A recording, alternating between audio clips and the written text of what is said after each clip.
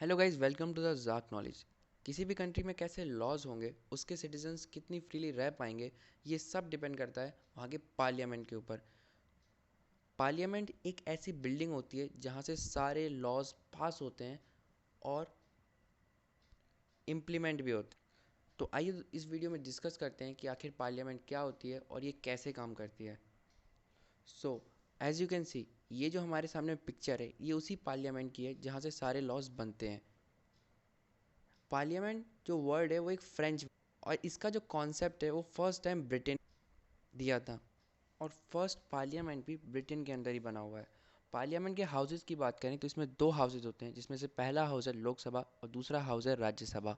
अगर कोई भी कानून बनता है तो वो इन दोनों हाउसेस में ज़रूर जाता है।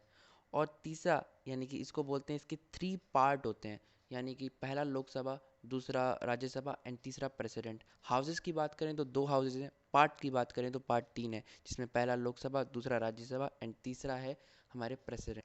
पार्लियामेंट में चौथी एक और चीज़ होती है, जो जिसको हम लोग सेंट्रल हॉल बोलते हैं। सेंट्रल हॉल उन लोगों के लिए होता है जब कोई फॉरेन मिनिस्टर्स या फॉरेन कोई आता है हमारी कंट्री में विज़िट करने, जैसे Vladimir Putin, Xi Jinping, Donald Trump, ऐसे कोई भी फॉरेन मिनिस्टर आता है तो वो वहाँ पे अगर स्पीच देना चाहता है तो वो दे सकता है।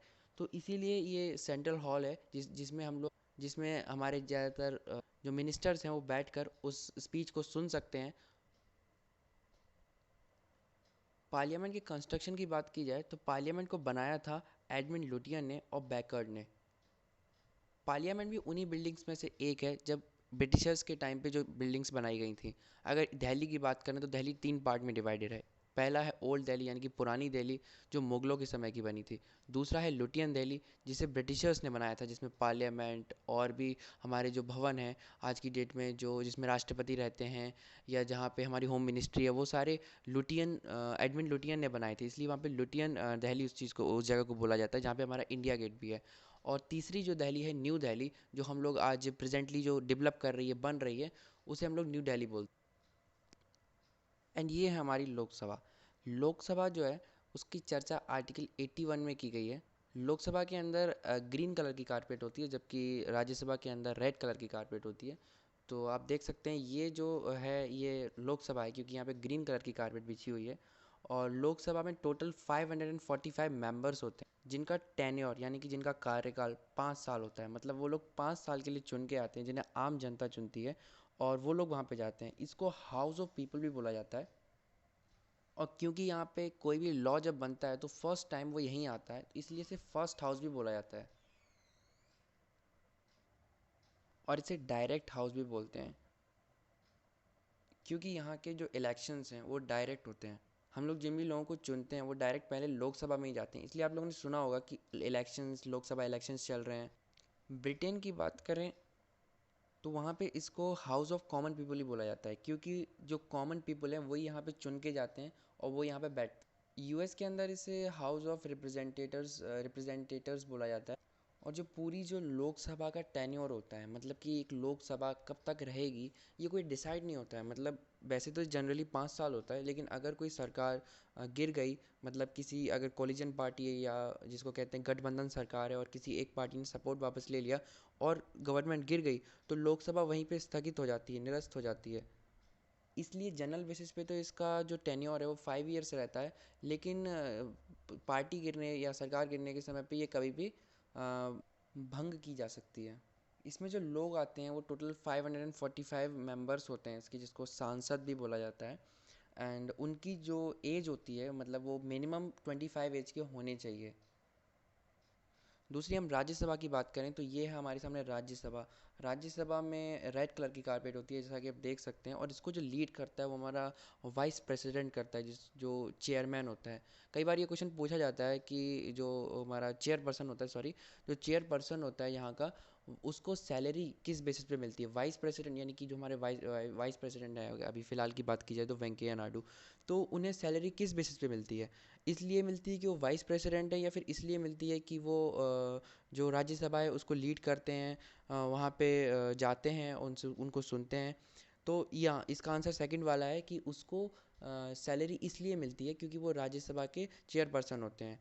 और राज्यसभा में और लोकसभा की बात की जाए तो लोकसभा में स्पीकर होता है, जैसे यहाँ पे चेयरपर्सन होते हैं वैसे वहाँ पे स्पीकर होता है।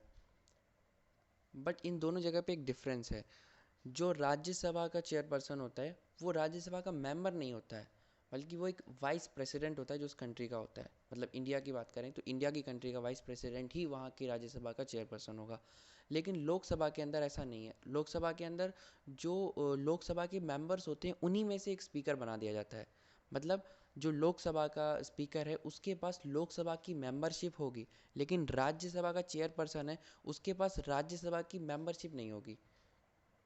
और राज्यसभा के अंदर जो लोग होते हैं उन लोगों का इलेक्शंस खुद विधायक ही करते हैं, यानी कि एमएलए हैं, वो उन्हीं से इलेक्ट होकर वो लोग राज्यसभा में आते हैं।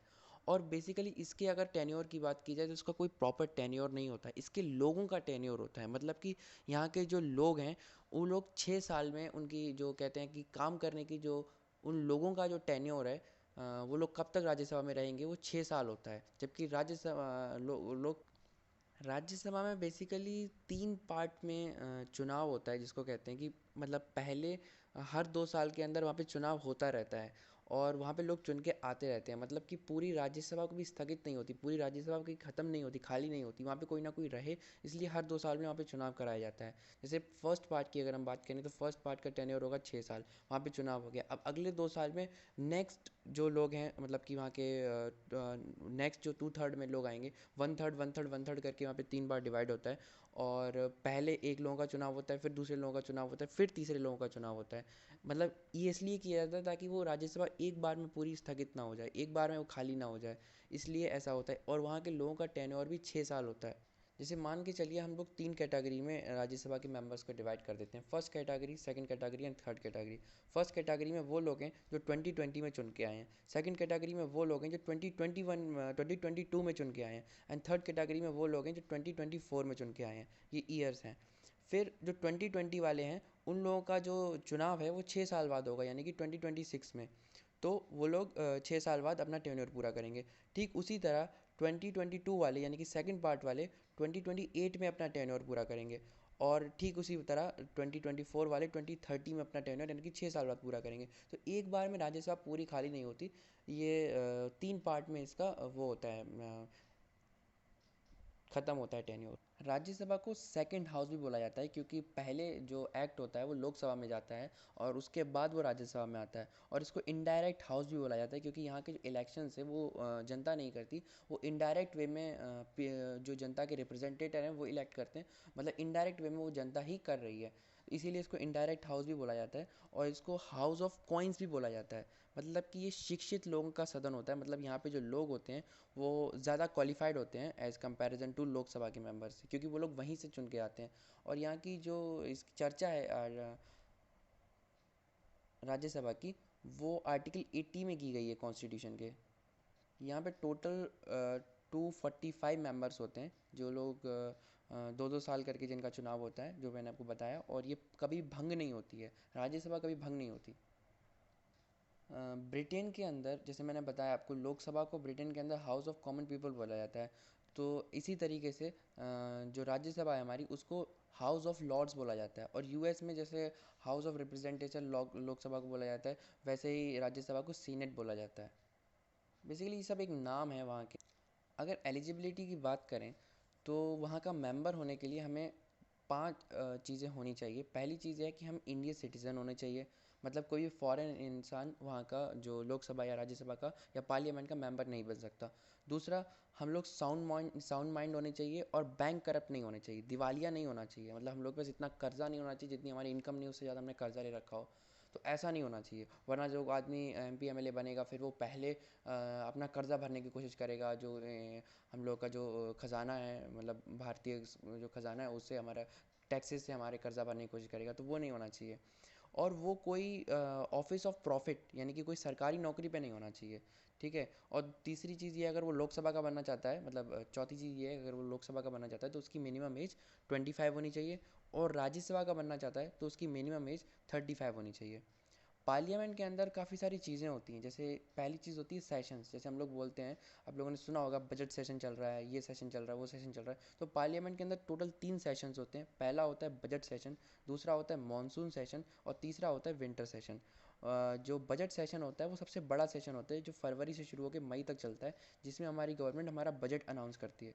मानसून सेशन जुलाई से अगस्त तक चलता है, और विंटर सेशन नवंबर से दिसंबर तक चलता है। अगर आपको याद होगा तो ये मानसून सेशन में ही आर्टिकल 370 अबॉलिश हुआ था, और विंटर सेशन में हमारा CNRC आया था। तो ऐसे ही 3 सेशंस होते हैं बेसिकली, क्योंकि हर कोई जो MLA है, यानी कि जो हम लोग के बाकी मेंबर्स हैं, वो बहुत दूर दूर रहते हैं। तमिलनाडु का अलग होगा, मद्रास का मतलब महाराष्ट्र अलग होगा। तो ये लोग इधर उधर से रहते हैं, तो हर बार नहीं आ सकते ना, इसलिए ये 3 सेशंस में बुलाए जाते हैं। और इन 3 सेशंस के बीच में, मतलब इन किन्हीं भी 2 सेशंस के बीच में मैं 6 महीने से ज़्यादा का टाइम नहीं होना चाहिए। और सेशंस बुलाने का जो काम होता है वो प्रेसिडेंट का होता है।